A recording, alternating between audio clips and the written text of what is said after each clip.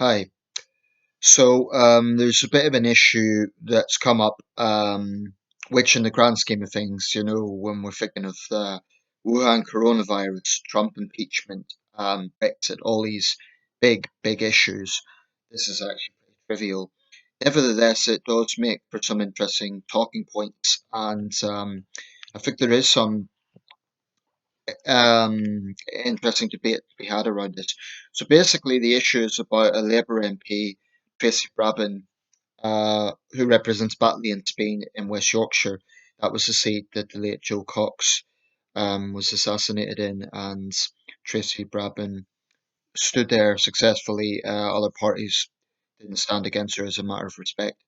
Anyway, she attracted attention because she was wearing a dress that revealed one shoulder, um, kind of below the armpit. So that's kind of what's caused attention. And she hasn't actually broken any parliamentary rules on dress code.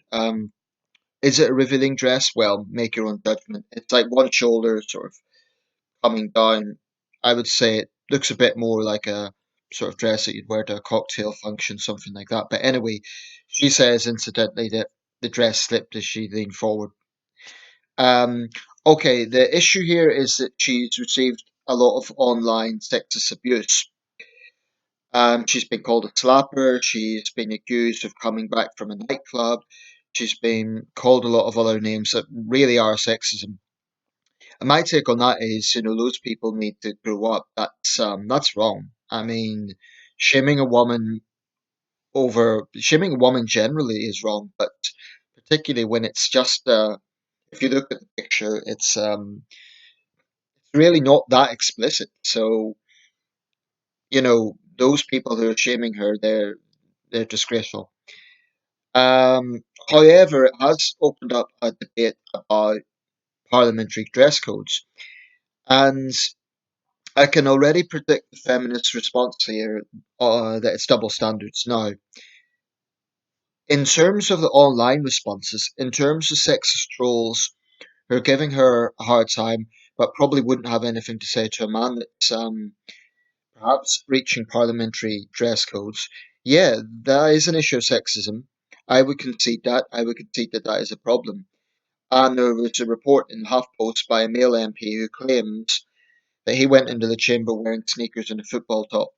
Now, he claims that he wasn't reprimanded. I'd be a little bit surprised by that. I'm not convinced he's showing the whole picture there. I suspect there's a bit of virtue signaling going on there. So saying, oh, this is the experience I had, and look how awful it is for my female colleague. I suspect he's not maybe showing the whole picture. So anyway, there has been a few developments in this regard. In recent years, for example, there's been a relaxation on male MPs wearing ties. So male MPs are no longer expected to wear ties. A report in 2015, which I'll put a link to here, this is 5 years ago, but it makes for interesting reading, says that MPs are expected to have business-like attire. And that seems to me to be reasonable. There have been a few examples of MPs trying to make a statement. For example, Caroline Lucas wore a T-shirt in Westminster Hall saying "No more paid free" in protest at the Sun and the Daily Star's paid free girls, and she was reprimanded because of rules on sartorial attire. So clearly, her T-shirt was a political statement, and it was deemed to be inappropriate. However, Harriet Harman wore a T-shirt or a top in the House of Commons a few years ago, saying this is what a feminist looks like, and she avoided criticism. There was a Tory MP. Let me just get the reference here. I've got a few links open.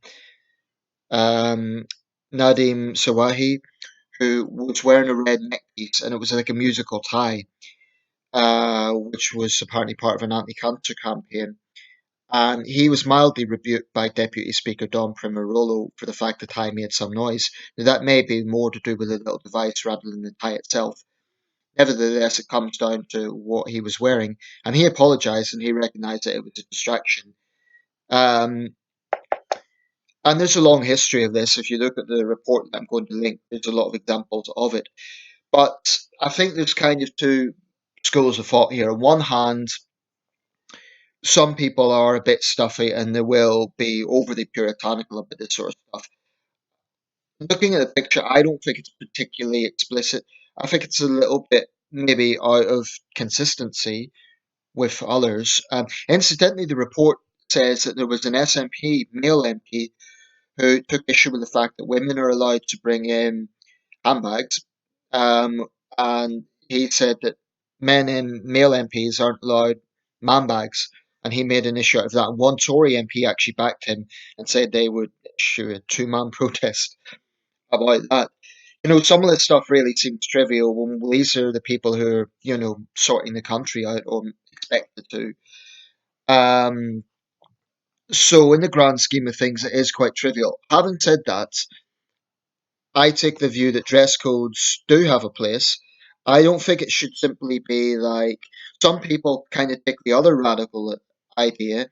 So if there is a puritanical side of things, there is another side which is kind of, oh, people should wear whatever they want.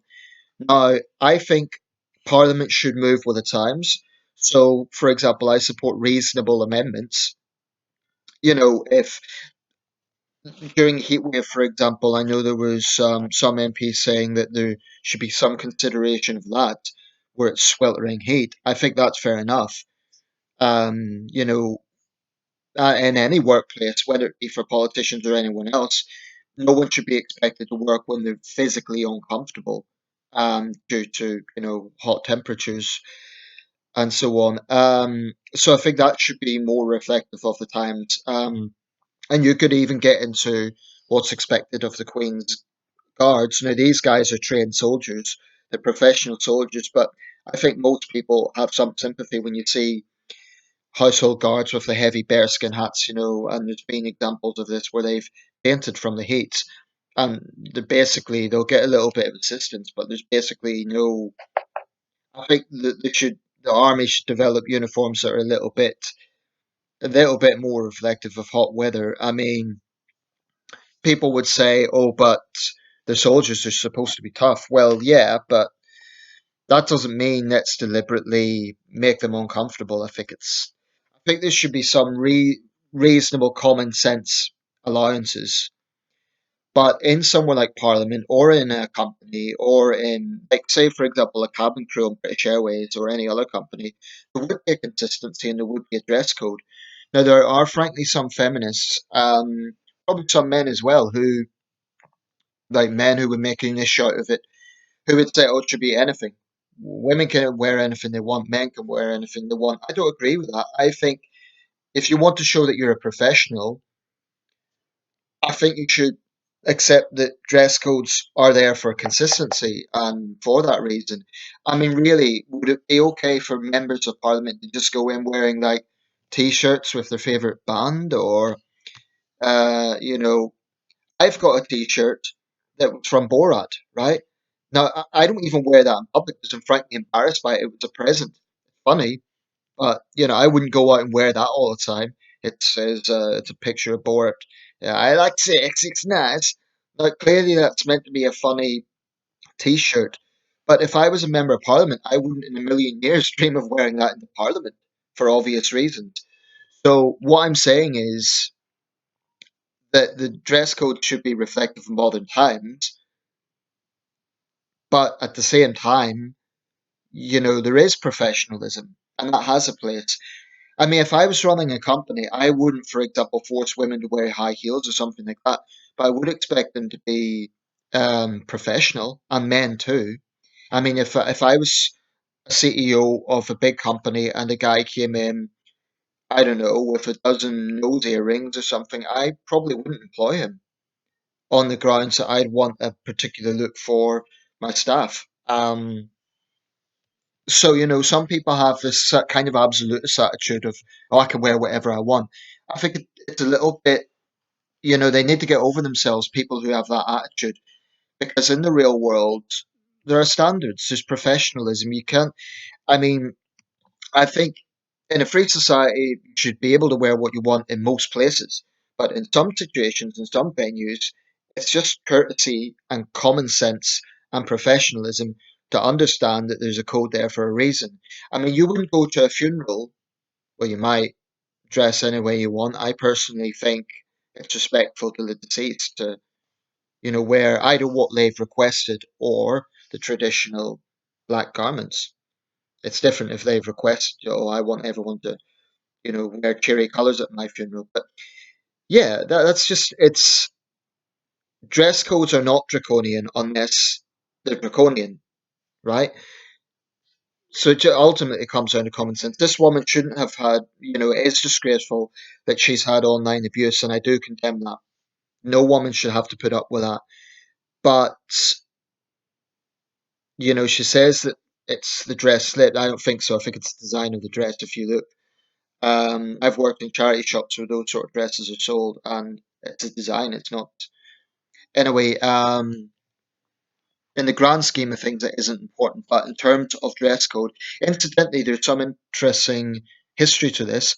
Way back in the interregnum, or presumably before the interregnum, Oliver Cromwell was reprimanded while still the obscure MP. I'm reading from the Times for Cambridge attended the Commons in November 1640, wearing what the MP Sir Philip Warwick described as a plain cloth suit, which seemed to have been made by an ill country tailor.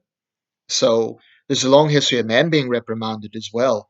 So this, I don't quite buy this thing that, oh, within Parliament, it's only women that get, there's plenty of examples of men being reprimanded. As for that male MP who was speaking in defence of Miss Brabin, I don't think, Mrs. Brabin, I don't know if she's married or not. Um, I think he's virtue signalling a bit. He claimed that he was never reprimanded for wearing a football top in the Commons. I'd be surprised by that. I would be surprised by that. It might be true. Maybe the presiding officer just missed it. But I very much doubt that a male MP could go into Parliament today wearing a football top and not have the Speaker say something to him. So this idea that, oh, it's all imposed on women and not on men simply isn't true.